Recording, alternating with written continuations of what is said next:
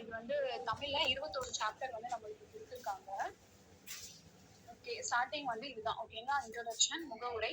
உலகின் பிரம்மாண்டமான நிகழ்வு. ஓகேங்களா, என்னுடைய கல்லூரி பருவத்தில் நான் லாஸ் ஏஞ்சல்ஸ் நகரின் மிக அற்புதமான விடுதி ஒன்றில் ஓட்டுநராக பணியாற்றி கொண்டிருந்தேன். அந்நாட்களில் ஒரு தொழில்நுட்ப மேலாளர் அவ்விடுதிக்கு தொடர்ந்து விருந்தாளியாக வருகை தருவது வழக்கம். அவர் ஒரு மேதை. தன்னுடைய 30 வயதுக்குள்ளேயே வைஃபை தொழில்நுட்பம் சார்ந்த முக்கியமான ஒரு கருவியை வடிவமைத்து அதற்கான காப்புரிமையும் பெற்றிருந்தார். அவர் புதிய நிறுவனங்களை நிறுவிய புதிய நிறுவனங்களை விற்பதிலும் திறமைசாலி. அத்தகைய போக்கில் அவர் பெருவாரியாக வெற்றியையும் கண்டிருந்தார். ஓகேங்களா, சோ இவரோட ஆத்தரோட கண்ணோட்டத்துல இருந்து இந்த புக்கை வந்து கொண்டு போறாங்க. இவர் வந்து ஒரு காலேஜ் படிக்கிற டேஸ்ல, ஓகேங்களா, சோ ஒரு லாஸ் ஏஞ்சல்ஸ் அப்படின்னு ஒரு நகர்ல ஒரு ஒரு ஹோட்டல், ஓகேங்களா, ஒரு ரெசார்ட் மாதிரி வச்சுக்கோங்க. அங்க வந்து ஒரு டிரைவரா வேலை செஞ்சுட்டு இருக்காரு. அப்ப அந்த வேலை செஞ்சுட்டு இருக்க டைம்ல அந்த ஹோட்டல்ல ரெசார்ட்ல பாத்தீங்கன்னா ஒரு பிசினஸ் மேன், ஓகேங்களா, சோ அவர் வந்து அந்த ஹோட்டலுக்கு அடிக்கடி ஒரு கெஸ்ட் மாதிரி வந்துட்டு போறது வழக்கமா வச்சுட்டு இருக்காரு. அவர் வந்து ஒரு பெரிய மேதை அப்படின்னு சொல்றாரு. அவரோட 30 வயசுக்குள்ளேயே வைஃபை டெக்னாலஜி சம்பந்தமா ஒரு கருவியை வந்து அவரு கண்டுபிடிச்சு அதுக்கு பேட்டன் ரைட்டும் வாங்கியிருக்காரு. ஓகேங்களா, அதே மாதிரி நிறைய கம்பெனியை வந்து புதுசா நிறைய கம்பெனியை ஸ்டார்ட் பண்றதுலயும் அந்த ஸ்டார்ட் பண்ண கம்பெனியை நிறைய சேல் பண்றதுலயும் ஒரு பெரிய திறமைசாலியா இருந்திருக்காரு. சோ இப்படி பார்க்கும்போது அவர் வந்து நிறைய விஷயங்களை வந்து சக்சஸ்ஃபுல்லா இருந்திருக்காரு அந்த பிசினஸ் மேன். ஓகேங்களா, அவருக்கும் பணத்தின் மீதான அதீத உறவு இருந்தது. என் எண்ணப்படி அந்த உறவு பாதுகாப்பின்மை, குழந்தைத்தனமான முட்டாள்தனம் இவற்றின் கலவை என்பேன்.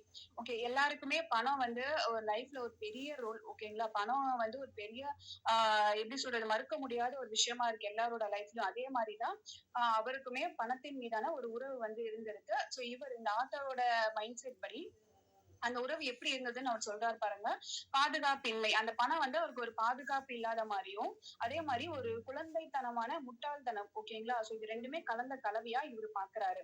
அவர் எப்பொழுதும் அடுக்கடுக்காக $100 நோட்டு கட்டுகளை வைத்திருப்பார். அதை யாரெல்லாம் பார்க்க விரும்புகிறார்களோ அவர்களுக்கும், இதுவரை அப்படி பார்த்தறியாதவர்களுக்கும் அவர் அந்த கட்டுக்களை காட்டுவது வழக்கம். மது அருந்தும் வேளைகளில் தேவையில்லாமல் இருந்தாலும் அவர் வெளிப்படையாகவும் சத்தமாகவும் தன் செல்வம் குறித்து தற்பெருமை பேசுவது வழக்கம். ஓகே, அந்த அந்த எப்படி சொல்ல, அந்த பிசினஸ் மேன் அவர் எப்படி பண்ணிருக்காரு பாருங்க. ஒரு $100 நோட்டுக்கட்டுகளை வந்து எப்பவுமே அவர் வந்து கையில அடுக்கடுக்கா கையில வந்து வச்சிருப்பாராம். சோ நிறைய பேர் வந்து அந்த காசெல்லாம் கட்டிக்கட்டா பார்த்திருக்க மாட்டாங்க. சோ அந்த மாதிரி இருக்கிறவங்களுக்கும், சோ பாக்கணும்னு விருப்பப்படுறவங்களுக்கும் இவர் வந்து அடிக்கடி காமிச்சிட்டு இருப்பாரு. அந்த நோட்டுக்கட்டெல்லாம் எடுத்து காமிச்சிட்டு இருப்பாராம். சோ இவர் பிசினஸ் மேன்றதுனால ஏதாவது பார்ட்டிக்கெல்லாம் போகும்போது ட்ரிங்க் பண்ணுவாங்க இல்லையா, சோ அந்த டைம்ல தேவையில்லாம இருந்தாலும் அந்த ஒரு விஷயத்த வந்து ரொம்ப சத்தமாவும் அடிக்கடி வெளிப்படையாவும் அவரை பத்தி அவரே வந்து தற்பெருமை அடிச்சுப்பாராம். சோ என்கிட்ட இவ்வளவு சொத்து இருக்கு அப்படின்ற மாதிரி. ஓகேங்களா, ஒரு நாள் அவர் என்னுடைய சக பணியாளர் ஒருவரிடம் பல ஆயிரம் மதிப்புள்ள டாலர் நோட்டுகளை கொட்டாக தந்து கீழே இருக்கும் நகைக்கடைக்கு சென்று எனக்காக $1000 மதிப்பு மிக்க தங்க நாணயங்கள் சிலவற்றை வாங்கி வாருங்கள் என்றார். ஓகே, அந்த பிசினஸ் மேன் என்ன பண்றாருன்னா, இவர் இந்த ஆத்தர் வந்து டிரைவரா ஒர்க் பண்ணிட்டு இருக்காரு இல்லையா, சோ இவரு கூட ஒர்க் பண்ற ஒருத்தர் கிட்ட 1000, ஓகேங்களா, பல $1000 மதிப்புள்ள நோட்டு கட்டுகளை வந்து கட்டா கொடுத்திருக்காரு. கொடுத்துட்டு கீழே இருக்க நகை கடைக்கு போயிட்டு, சோ எனக்காக இந்த நோட்டு கட்டை கொடுத்துட்டு அதுக்கு பதிலா தங்க நாணயங்களை வாங்கிட்டு வா அப்படின்னு சொல்லி அனுப்புறாரு. இது நடந்து 1 மணி நேரம் கழித்து அந்த மேதையும் அவருடைய சில நண்பர்களும் கையில் அந்த புதிய தங்க நாணயங்களுடன் பசிபிக் பெருங்கடலை ஒட்டி இருந்த ஒரு துறைமுக பகுதியில் இருந்தனர். பேச்சு சுவாரஸ்யத்தில் அந்த தங்க நாணயங்களை கடலில் எறிந்தும் கற்களை போன்று மேலே சுண்டி எறிந்தும் விளையாடினர். யார் எறிவது அதிக தூரம் சென்று அடைகிறது என்ற விவாதம் வலுக்க உரத்த குரலுடன் அவர்களுடைய விளையாட்டு தொடர்ந்து நடந்தது. இந்த விளையாட்டு வெறும் கேளிக்கையாகத்தான். ஓகேங்களா, சோ அவர் வந்து காசை கொடுத்து தங்க நாணயங்களை மாத்தி வாங்கிட்டு வர சொல்றாரு. ஓகேங்களா, சோ இது வாங்கிட்டு வந்து 1 மணி நேரம் கழிச்சு அந்த பிசினஸ் மேன், அந்த மேதை இருக்காரு, அவரும் அவரோட சில ஃப்ரெண்ட்ஸும் சேர்ந்து ஒரு ஒரு பீச் மாதிரி, ஓகேங்களா, அதாவது இங்க வந்து ஆர்பர் அப்படின்னு சொல்லியிருக்காங்க. சோ அந்த பசிபிக் பெருங்கடல ஒட்டி இருக்கிற அந்த ஆர்பருக்கு போறாங்க. சோ அங்க வந்து நம்ம கல்லெல்லாம் தண்ணியில தூக்கி தூக்கி விளையாடுவாங்க இல்லையா, சின்ன பசங்க நிறைய படத்துல எல்லாம் கூட நம்ம பார்த்திருப்போம். சோ யாரு வந்து வீசி எறிகிற கல்லு வந்து ரொம்ப தூரம் போகுது அப்படின்ற மாதிரி விளையாடுவோம். இவங்க என்ன பண்றாங்கன்னா, அந்த கல்லுக்கு பதிலா இந்த தங்க நாணயத்தை வந்து மேல சுண்டி போட்டு விளையாடுறாங்க. விளையாடுறாங்க. அதே மாதிரி தண்ணியில யாரு வந்து அதிக தூரம் அடிக்கலாம், யாரு அடிக்கிற தங்க நாணயம் வந்து அதிக தூரம் போகுது அப்படின்ற மாதிரி கோல்டு காயினை வந்து தண்ணியில போட்டு விளையாடிட்டு இருக்காங்க. சோ இது வந்து ஜஸ்ட் ஒரு ஃபன்னா தான் அவங்க பண்ணிட்டு இருக்காங்க. சரிங்களா? சில தினங்களுக்கு பிறகு அதே விடுதியில் அவர் தற்செயலாக ஒரு அலங்கார விளக்கை உடைத்து விட்டார். விடுதியின் மேலாளர் அவரிடம் அந்த விளக்கின் விலை $500 என்றும் அதை அவர் செலுத்தியாக வேண்டும் என்றார். இதை கேட்டதும் அந்த மேதை, ஓ, என்னை $500 கொடுக்க சொல்கிறாயா என்று அந்த விடுதி மேலாளரை நம்பிக்கையற்று கேட்டார். பின் தன் பையில் இருந்து டாலர் நோட்டுக்கட்டை உருவி எடுத்து அந்த மேலாளரிடம் கொடுத்தபடி, இந்த $5000 இனி என் முகத்தில் விழிக்காது, இனிமேல் இப்படியெல்லாம் என்னை அசிங்கப்படுத்தாது என்று சினந்தார். ஓகே, அந்த கோல்டு காயின் எல்லாம் தண்ணியில தூக்கி போட்டு விளையாடிட்டு இருக்காங்களா. சோ அது நடந்து கொஞ்ச நாளைக்கு அப்புறம் என்ன பண்றாருன்னா, அவர் அந்த ரெசார்ட்க்கு அந்த ஹோட்டலுக்கு போயிட்டு வந்துட்டு இருக்காரு. அங்க வந்து தெரியாதனமா ஒரு அந்த டெக்கரேஷனுக்காக இந்த லைட் எல்லாம் வச்சிருப்பாங்க இல்லைங்களா. சோ அதை வந்து தெரியாதனமா உடைச்சிட்டாரு. உடைச்ச உடனே சோ அந்த ஹோட்டல்ல இருக்க மேனேஜர் அவர் என்ன பண்ணிருக்காருன்னா, சோ இந்த விளக்கோட விலை வந்து $500, அதை நீங்க தான் கொடுக்கணும் அப்படின்னு சொல்லி அவர்கிட்ட கேட்கிறாரு. அவரு சொன்ன உடனே இவருக்கு பயங்கரமா கோவம் வந்துருச்சு. ஓ, என்ன வந்து நீ காசு கேட்கறியா, அது வந்து $500 என்ன நீ கேட்கறியா அப்படின்னு சொல்லிட்டு அவர் பாக்கெட்ல அவர் பையில இருந்து இந்த மாதிரி நோட்டுக்கட்டுகளை எடுத்து $500 அவரு சொன்னாரு. ஆனா இவர் என்ன பண்றாருன்னு பாருங்க, $5000 வந்து அவர் முகத்திலேயே வீசி அடிக்கிறாரு. சரிங்களா? சோ அவர்கிட்ட கொடுத்துட்டு, இனிமேல் என் மூஞ்சிலேயே முழிக்காத, இந்த மாதிரிலாம் அசிங்கப்படுத்தாத அப்படின்னு கோவமா அங்க இருந்து கத்துறாரு. அந்த மேதையின் அத்தகைய அர்த்தமற்ற செயல்கள் எவ்வளவு காலம் தொடர்ந்து இருக்கும் என்று நீங்கள் நினைக்கலாம். ஆம், மிக குறைந்த காலமே. சில ஆண்டுகள் கழித்து தான் பெற்ற பணத்தை எல்லாம் இழந்து அவர் திவாலான விஷயம் எனக்கு தெரிய வந்தது. கண்டிப்பா இதை கேட்கும் போது நமக்கு தெரிஞ்சிருக்கும், இவர் என்ன பணத்தை இந்த மாதிரி செலவு பண்றாரு, இவ்வளவு வேஸ்ட் விரயம் பண்றாரு காசு எல்லாமே அப்படின்னு நம்ம யோசிச்சிருப்போம். சோ அந்த ஆத்தர், சோ அந்த டிரைவரா இருக்காரு இல்லையா, சோ அவருமே அதுதான் யோசிச்சிருக்காரு. இவர் எவ்வளவு நாளைக்கு இந்த மாதிரி பண்ணிட்டு இருப்பாரு அப்படின்ற மாதிரி அவர் யோசிக்கும் போது கொஞ்ச நாள்ல அவருக்கு ஒரு நியூஸ் வருது. இவர்கிட்ட இருக்க பணம் எல்லாமே போயிட்டு எல்லாமே சொத்தும் திவால் ஆயிட்டு அவர் இருக்காரு அப்படின்ற விஷயம் இவருக்கு, இந்த டிரைவருக்கு தெரிய வருது. ஓகேங்களா? செல்வத்தில் திளைப்பது என்பது நாம் எவ்வளவு திறமைசாலியாக இருக்கிறோம் என்பதில் அல்ல, மற்றவர்களுடன் நாம் எப்படி பழகுகிறோம் என்பதிலேயே இருக்கிறது என்பது இந்நூலின் அனுமானம் அல்லது மையக்கரு ஆகும்.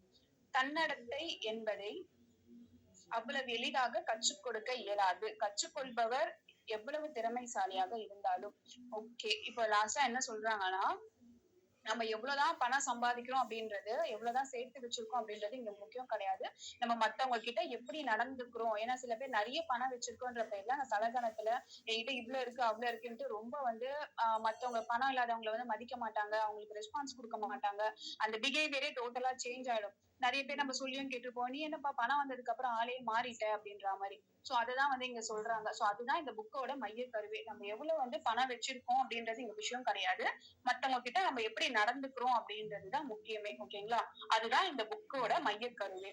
அதே மாதிரி பாருங்க, நன்னடத்தை என்பதை அவ்வளவு எளிதாக கற்றுக் கொடுக்க இயலாது, கற்றுக்கொள்பவர் எவ்வளவு திறமைசாலியாக இருந்தாலும். ஓகேங்களா? ஒரு நல்ல பிஹேவியர், ஒரு நல்ல குணம்ன்றது நம்ம அவ்வளவு ஈஸியா யாருக்கும் கத்துக் கொடுக்க முடியாது. நம்ம கத்துக் கொடுக்கறவங்க எவ்வளவு திறமைசாலியாக இருந்தாலும், ஆப்போசிட்ல கத்துக்கிறவங்க எவ்வளவு திறமைசாலியாக இருந்தாலும் இந்த பிஹேவியரை அவ்வளவு ஈஸியா வந்து நம்மளால கத்துக்க முடியாது அப்படின்றத சொல்றாங்க. ஒரு மேதை தன்னுடைய உணர்வுகளுக்கு ஆட்படுவாராயின் அது அவருக்கு மிகப்பெரிய பொருளாதார இழப்பையே ஏற்படுத்தும். இக்கருத்தின் எதிர்மறை எப்போதுமே மெய்யானது. பொருளாதார கல்வி அற்ற மிக சாதாரண மாணவர்கள் கூட அவர்களிடம் காணப்படும் சில நன்னடத்தைகளால் வசதியாக வாழ்வர். அத்தகைய நடத்தைகளுக்கும் திறமையை அளக்கும் அளவுகோலுக்கும் எந்த சம்பந்தமும் இல்லை. ஓகே, இங்க என்ன சொல்லியிருக்காங்கன்னா, சோ நம்ம எவ்வளவு பெரிய ஒரு மேதையா இருந்தாலும் நம்மளோட ஃபீலிங்ஸ், நம்மளோட உணர்வுகளுக்கு நம்ம வந்து கட்டுப்பட்டுதான் இருக்கணும். ஓகேங்களா? அந்த செல்ஃப் கண்ட்ரோல்னு சொல்லுவாங்க இல்லையா, அந்த மாதிரி. சோ அப்படி இல்லை அப்படின்னா நம்ம எவ்வளவு பெரிய ஒரு பொருளாதார நிலைமையில இருந்தாலும், என்னதான் வெல் செட்டிலா இருந்தாலும், சோ நம்ம கிட்ட இருக்க பிஹேவியர் நல்லா இல்லை அப்படின்னா கண்டிப்பா எல்லாத்தையுமே நம்ம வந்து இழந்துருவோம். அதே மாதிரி இந்த பொருளாதார கல்வி, பணத்தை பத்தி எதுவுமே தெரியாதவங்களா இருக்கட்டும், ஐ மீன் பணம் எப்படி சம்பாதிக்கணும், எப்படி சேவ் பண்ணணும், சோ இந்த மாதிரி பொருளாதாரத்தை பத்தி எதுவுமே தெரியாத ஒரு சாதாரண மனுஷங்களா இருந்தாலும் கூட அவங்க கிட்ட ஒரு நல்ல பிஹேவியர்ல ஒரு நல்லடக்கம் இருந்துச்சு அப்படின்னா சோ அவங்களால ஈஸியா லைஃப்ல வந்து செல்வத்தை சேர்த்துக்க முடியும். ஓகேங்களா? அப்ப நம்மளோட பிஹேவியருக்கும் நம்மளோட திறமைக்கும் எந்த ஒரு சம்பந்தமும் இல்லை அப்படின்றதுதான் இங்க சொல்றாங்க. ஓகேங்களா? ஓகே, எனக்கு மிகவும் பிடித்த விக்கிபீடியா கட்டுரை இவ்வாறு தொடங்கும். ரொனால்ட் ஜேம்ஸ் ரீட் என்பவர் அமெரிக்காவை சேர்ந்த கொடையாளர், முதலீட்டாளர், பாதுகாவலர், பெட்ரோல் பங்க் பணியாளர். ரொனால்ட் ரீட் அமெரிக்காவில் உள்ள வெர்மாண்டில் கிராமப்புறத்தில் பிறந்தவர். அவருடைய குடும்பத்தில் முதலில் உயர்நிலை கல்வியை பெற்றவர் அவர்தான். தினமும் பள்ளிக்கு சென்று வரும் பயணத்திற்கு கூட அவருக்கு மற்றவர்களின் உதவி தேவைப்பட்டது.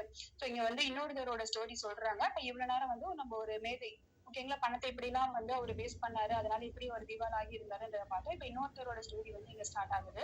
சோ இது விக்கிபீடியால ஒரு கட்டுரையில இது படிக்கிறாரு, ஓகேங்களா. ரொனால்ட் ஜேம்ஸ் ரீட் அப்படின்னு ஒரு அமெரிக்காவை சேர்ந்தவர். சோ அவர் நிறைய பணம் எல்லாமே மக்களுக்கு இந்த கொடை கொடுக்கறதுன்னு சொல்லுவாங்க இல்லையா. சோ அந்த மாதிரி நிறைய பணம் அவர் இந்த மாதிரி கொடை எல்லாமே கொடுத்திருக்காரு. ஒரு இன்வெஸ்டரை ஒரு பெட்ரோல் பங்க்ல ஒர்க் பண்றவங்க, சரிங்களா. இவர் ஒரு அமெரிக்கால இருக்க ஒரு கிராமப்புறத்துலதான் இவர் பிறந்தாரு. சோ அவரோட குடும்பத்திலேயே முதல்ல ஹையர் ஸ்டடீஸ் பண்றவரு இவர் தான், ஓகேங்களா. சோ தினமும் ஸ்கூலுக்கு போயிட்டு வர்றதுக்கு கூட அவர்கிட்ட காசு இல்லாம மத்தவங்களோட உதவியில தான் அவர் வாழ்ந்திருக்காரு. ரொனால்ட் ரீட்டை அறிந்தவர்களுக்கு அவரை பற்றி சொல்லும் வகையில் ஏதேதும் பெரிதாக இல்லை என்பதும் தெரியும். அவருடைய வாழ்க்கை அத்தகைய அடிமட்ட நிலையில் தான் இருந்தது, ஓகேங்களா. சோ இவரு பேரை சொன்னாலே அவரை பத்தி பேசுறதுக்கு பெருசா ஒண்ணும் இல்லப்பா அப்படின்ற மாதிரிதான், ரொம்ப ஒரு அடிமட்ட நிலையில, ஒரு ஏழ்மை நிலையில இருந்தவர் தான் இவரு. சுமார் 25 வருடங்களுக்கு மேல் ரொனால்ட் ரீட் கார்களை பராமரிக்கும் பணியில் இருந்தார். பின்னர் 18 வருடங்களுக்கு ஜேசி பென்னியின் தரையை துடைக்கும் பணியில் இருந்தார். ரீட் தன்னுடைய 38 வயதில் $1,20,000 டாலர்களுக்கு 2 படுக்கை அறைகள் கொண்ட ஒரு வீட்டை வாங்கினார். அந்த வீட்டில் தான் அவர் தன்னுடைய வாழ்நாள் முழுவதும் தங்கியிருந்தார், ஓகேங்களா. சோ இவர் பாருங்க, ஒரு அடிமட்ட லைஃப்ல ஒரு அடிமட்ட நிலையில இருந்தவர் ஒரு 25 வருஷமா என்ன பண்றாருன்னா, கார்களை பராமரிப்பாங்க இல்லையா, அந்த சர்வீஸ் எல்லாம் கொடுப்பாங்க இல்லையா. சோ அந்த மாதிரி இடத்துல ஒர்க் பண்றாரு. அதுக்கப்புறம் ஒரு 17 வருஷத்துக்கு ஜேசி பென்னின்னு ஒரு இடத்துல தரையை துடைக்கிற ஒரு இடத்துல தரையை துடைச்சிட்டு இருக்காரு. அந்த வேலையை செஞ்சுட்டு இருக்காரு. அவரோட 38 வயசுல $1,20,000 2 BHKன்னு சொல்லுவாங்க இல்லையா, அந்த மாதிரி 2 படுக்கறைகள் கொண்ட ஒரு வீட்டை புதுசா அவரு வாங்குறாரு, ஓகேங்களா. அவரோட வாழ்நாள் முழுக்கவும் லைஃப் லாங்கும் அந்த வீட்டுலதான் அவரு இருக்காரு, ஓகேங்களா. 50வது வயதில் தன்னுடைய மனைவியை இழந்த அவர் பின்னர் வேறொரு திருமணம் செய்து கொள்ளாமல் தன் வாழ்நாளை கழித்தார். அவருக்கு மிகவும் பிடித்தமான பொழுதுபோக்கு விறகுகளை வெட்டுவது என்று அவருடைய நண்பர் ஒருவர் நினைவு கூர்ந்தார். அவரோட 50வது வயசுல அவங்க ஒய்ஃப் இறந்து போடுறாங்க. சோ அதுக்கப்புறம் வேற செகண்ட் மேரேஜ் கூட அவர் பண்ணிக்காம லைஃப் லாங்கும் அப்படியே இருக்காரு. அவருக்கு பிடிச்ச ஒரு பொழுதுபோக்கு அப்படின்னா விறகுகளை வெட்டுறதுதான் அப்படின்றத சொல்றாங்க. தன்னுடைய 92 வயதில் 2014ஆம் ஆண்டு ரீட் இறந்தார். அப்போதுதான் அந்த அடக்கமான மனிதரின் பெருந்தன்மை எல்லா செய்தித்தாள்களிலும் தலைப்புச் செய்தியாக வெளிவந்தது. ஓகே, ஒருத்தவங்க இருக்கும் போது அவங்களோட அருமை தெரியாது. அவங்க இறந்ததுக்கு அப்புறம் இப்ப நியூஸ் சேனல்லாம் கூட ஹாஹா ஓஹோ அப்படின்ட்டு அவங்க அப்படி இருந்தாங்க, இப்படி வாழ்ந்தாங்கன்ட்டு நியூஸ்ல எல்லாம் நிறைய போடுவாங்க இல்லையா. சோ அதே மாதிரிதான் இவருக்கும் 92 வயசுல, அதாவது 2014 அவர் இறந்து போறாரு. அதுக்கப்புறம் அவரோட பெருந்தன்மை எல்லா நியூஸ் சேனல்லுமே, எல்லா நியூஸ் பேப்பர்லயும் பாத்தீங்கன்னா ஹெட்லைன்ஸா வருது, ஓகேங்களா. என்னன்றதை பார்க்கலாம். 2014ஆம் ஆண்டில் 28,13,503 அமெரிக்கர்கள் இறந்தனர். அவர்களுள் இறக்கும் தருவாயில் $8 மில்லியன் விட அதிக சொத்து மதிப்பு இருந்தவர்களின் எண்ணிக்கை 4,000க்கும் குறைவு. ரொனால்ட் ரீட் அந்த 4,000 நபர்களில் ஒருவர், ஓகேங்களா. 2010ஆம் ஆண்டு அமெரிக்கால மட்டுமே 28 லட்சம் பேர் இறந்து போயிருக்காங்களாம். அதுல $8 மில்லியன் அதாவது அதிக சொத்து வச்சிருக்கவங்க பட்டியல்ல 4,000 பேரா, ஓகேங்களா. அதுல இந்த ரீட்டுமே ஒருத்தர். பாத்தீங்களா, லைஃப்ல இவரு ஸ்கூலுக்கு போயிட்டு வர்றதுக்கு கூட, அந்த டிராவலுக்கு கூட காசு இல்லாம ஒரு ஏழ்மையான நிலைமையில இருந்தவர் அந்த 4,000 பணக்காரர்கள்ல அமெரிக்கால, ஓகேங்களா, 4,000 பணக்காரர்களை ஒருத்தர் லிஸ்ட்ல வந்திருக்காரு. ரீட் தன்னுடைய உயிரில் $2 மில்லியன் தன்னுடைய மனைவியின் குழந்தைகளுக்கும் $6 மில்லியன் அதிகமான தொகையை தான் வசித்த ஊரில் இருந்த மருத்துவமனைகளுக்கும் நூலகத்திற்கும் எழுதி வைத்து விட்டு சென்றார். என்ன சொல்ற பாருங்க, $8 மில்லியன் அவர் வச்சிருக்காரு, ஓகேங்களா. அவர் லாஸ்டா இறக்கும் போது $8 மில்லியன் அவர்கிட்ட இருந்தது. அவர் இறக்குறதுக்கு முன்னாடியே அவர் உயில் எழுதி வைப்பாங்க இல்லையா, அதுல அவர் என்ன எழுதி வச்சிருக்காருன்னா $2 மில்லியன் அவரோட மனைவிக்கும் குழந்தைகளுக்கும் கொடுத்திருக்காரு. பேலன்ஸ் $6 மில்லியனுக்கும் மேல இருக்க டாலரை அவர் ஹாஸ்பிட்டலுக்கும், அந்த ஊர்ல இருக்க ஹாஸ்பிட்டலுக்கும் லைப்ரரிக்கும் கொடுத்திருக்காரு, ஓகேங்களா. இந்த உயில் ரீட்டை அறிந்தவர்களுக்கு திகைப்படைய செய்தது. இவ்வளவு பெரிய தொகையை ரீட் எங்கிருந்து பெற்றார்? அவரை பத்தி தெரிஞ்சவங்க எல்லாருக்குமே அது வந்து ரொம்ப ஷாக்கா இருந்தது. இந்த உயிரை படிக்கும் போது இவ்வளவு சொத்து சம்பாதிச்சிருக்காரு, இவருக்கு எங்க இருந்து இதெல்லாம் வந்தது அப்படின்ற மாதிரி எல்லாருமே யோசிக்கிறாங்க. ஆனால் அது பெரிய ரகசியமாக இல்லை. ரீட் லாட்டரியோ அல்லது தன்னுடைய மூதாதையரிடமிருந்தோ அவர் அத்தகைய தொகையை பெறவில்லை. தன்னால் இயன்ற வரையில் சேமித்த பணத்தில் சிறப்பான நிறுவனங்களின் பங்குகளை வாங்கி வைத்திருந்தார். பல வருடங்களுக்கு பிறகு அத்தகைய சிறிய சேமிப்புகள் அனைத்தும் பெருத்த ரீதியாக $8 மில்லியன் மேல் சேர்ந்திருந்தது. அவ்வளவுதான் பாதுகாப்பாளராக இருந்த அவர் கொடையாளர் ஆனதற்கான காரணம். ஓகே, இதுல என்ன சொல்லியிருக்காங்கன்னா, சோ அவங்க வந்து அவங்களுக்கு தெரிஞ்சவங்க எல்லாருமே வந்து யோசிக்கிறாங்க, எப்படி இவர் இவ்வளவு பெரிய சொத்து சேர்த்தாரு அப்படின்ற மாதிரி. சோ பெரிய ரகசியம் எல்லாம் கிடையாது. அவருக்கு லாட்டரியும் அடிக்கல. அதே மாதிரி அவரோட முன்னாடி இருந்தவங்க அவங்க தாத்தா பாட்டி சொத்து சேர்த்து வச்சு அந்த மாதிரி சொத்து எல்லாம் எதுவுமே கிடையாது. இது எல்லாமே அவரு சம்பாதிச்சது. சோ அவர் முடிஞ்ச அளவுக்கு கொஞ்சம் கொஞ்சம் பணமா இத்தனை வருஷம் வேலை செஞ்சதுல சேர்த்து வச்சிருக்காரு. அந்த சேர்த்து வச்ச பணத்தை பாத்தீங்கன்னா நிறைய கம்பெனியோட ஷேர்ஸ வாங்கியிருக்காரு. அந்த ஷேர்ஸ் கொஞ்சமா அவர் இன்வெஸ்ட்மெண்ட் பண்ணது காலப்போக்குல அது பெருசா ஆகி இவ்வளவு பெரிய ஒரு சொத்து வளர்ந்ததுக்கு ஒரு காரணமா ஆயிருக்கு. அதுதான் $8 மில்லியன் மேல சொத்து சேர்த்ததுக்கு ஒரு பெரிய காரணம். ஓகேங்களா? சோ இப்படிதான் வந்து ஒரு நார்மலா ஒரு லைஃப் வாழ்ந்துட்டு இருந்தாரு, ஏழ்மையா இருந்தாரு. இவ்வளவு பெரிய ஒரு கொடையாளருக்கான காரணம் இதுதான் அப்படின்றத சொல்லியிருக்காங்க. ஓகே ஃப்ரெண்ட்ஸ், ஓகே, ஒரு கிளான்ஸ் எக்ஸ்பிளைன் பண்ணினாலே இது ரொம்ப பெருசா ஸ்டோரி மாதிரி போகும். ஓகே, ஒரு கிளான்ஸ் நான் எக்ஸ்பிளைன் பண்ணிடுறேன். ஸோ ஸ்டார்டிங்ல என்ன சொல்றாங்க அப்படின்னா, ஸோ இந்த ஆத்தர் அவரோட கண்ணோட்டத்துல இருந்து அந்த புக்கை வந்து கொண்டு போறாங்க. அவர் வந்து ஸ்டார்டிங்ல ஒரு டிரைவரா ஒரு காலேஜ் படிக்கிற காலகட்டத்துல ஒரு ஹோட்டல்ல வந்து ஒரு டிரைவரா வேலை செஞ்சுட்டு இருந்தாரு. அப்ப அந்த ஹோட்டலுக்கு ஒரு பிசினஸ் மேன் வந்து அடிக்கடி வந்துட்டு போறது, ஒரு கெஸ்ட் மாதிரி அடிக்கடி வந்து அங்க தங்கிட்டு போறது வந்து ஒரு வழக்கமா வச்சுட்டு இருக்காரு. அப்ப அந்த ஸ்டேஜ்ல பாத்தீங்கன்னா அவரு நிறைய வந்து பணத்தை வந்து செலவு பண்றதே இவர் பாக்குறாரு வேஸ்டா. ஓகேங்களா? சோ எப்படி செலவு பண்றாரு அப்படின்னா அவரு வந்து அடிக்கடி தன்னை பத்தி தானே வந்து பெருமை பேசிட்டே இருப்பாரு. என்கிட்ட இவ்வளவு இருக்கு அவ்வளவு இருக்குன்றது எல்லார்கிட்டயும் வெளிப்படையா ஓப்பனா சொல்லுவாரு. அவரோட பாக்கெட்ல எப்ப பார்த்தாலுமே பாத்தீங்கன்னா இந்த $100 நோட்டை வந்து கட்டுக்கட்டா எப்பவுமே கையிலேயே வச்சுட்டு இருப்பாரு. அது எல்லாருக்கிட்டையும் காமிச்சு இந்த சீன் போடுறதுன்னு சொல்லுவாங்க இல்லையா, பேசிக்கா அந்த மாதிரிதான் வந்து அவர் பண்ணிட்டு இருக்காரு. ஓகேங்களா? சோ இப்போ ஒரு ஸ்டேஜ்ல அவர் என்ன பண்றாரு அப்படின்னா, சோ அந்த காசு எல்லாமே கொடுத்து தங்க $1000 கொடுத்துட்டு அதுக்கு பதிலா கோல்டு காயினை வந்து வாங்குறாரு. அந்த வேல்யூக்கு வாங்கி அதெல்லாம் அவங்க ஃப்ரெண்ட்ஸ் கூட சேர்ந்து வெளியில போற டைம்ல ஒரு பீச்ல ஒரு கடற்கரையில அந்த காயின் எல்லாம் தண்ணியில போட்டு அவர் விளையாடுறது, அதை வந்து சுண்டி மேல இருந்து கீழே போடுறது. இந்த மாதிரி அந்த தங்க காயின் எல்லாமே வேஸ்ட் பண்ணிட்டு இருக்காரு. அண்ட் அதுக்கப்புறம் இன்னொரு நாள் என்ன பண்றாரு அப்படின்னா, அந்த ஹோட்டல்ல இருக்க ஒரு அலங்கார விளக்க வந்து தெரியாதனமா உடைச்சிருக்காரு. அப்ப அந்த ஹோட்டலோட மேனேஜர் வந்து அதோட $500 அப்படின்னு சொல்லி கேட்கும் போது அதுக்கு கோவப்பட்டு அவர்கிட்ட இருந்த ஒரு $5000 கட்டுக்களை வந்து அவர்கிட்ட வந்து தூக்கி கொடுத்து, இனிமேல் என்ன வந்து இந்த மாதிரி அசிங்கப்படுத்தாத, என் மூஞ்சிக்கு முடிக்காத அப்படின்ற மாதிரி அந்த மேனேஜரை திட்டி அனுப்புறாரு. ஓகேங்களா? சோ இது எல்லாமே வந்து இந்த ஆத்தர் என்ன யோசிக்கிறாரு அப்படின்னா, இது எவ்வளவு காலம் வந்து இவர் இந்த மாதிரி பண்ண போறாரு, இப்படி எல்லாம் ஒரு காசை வந்து விரயம் பண்ணிட்டு இருக்காரு அப்படின்னு யோசிக்கும் போது கொஞ்ச நாள்லயே அவரோட சொத்துக்கள் எல்லாம் இழந்து அவர் வந்து திவால் ஆயிட்டாரு. ஓகேங்களா? சோ அப்ப இதுல இருந்துதான் இந்த புக்கோட மையக்கருவே ஸ்டார்ட் ஆகுது.